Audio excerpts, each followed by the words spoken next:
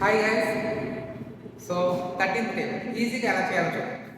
So first 1 2 3 రాసుకున్నాం. 1 2 3 4 5 6 7 8 9 10. Next third table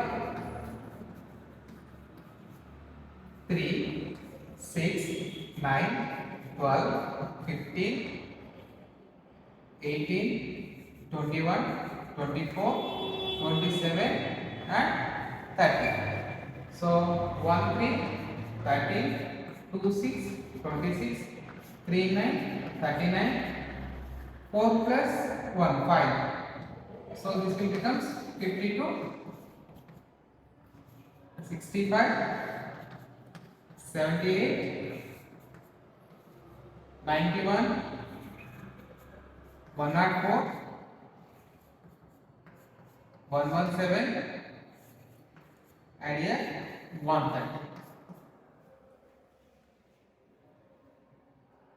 so ఈ trick నచ్చినట్లయితే లైక్ చేయండి, మీ ఫ్రెండ్స్తో షేర్ చేయండి.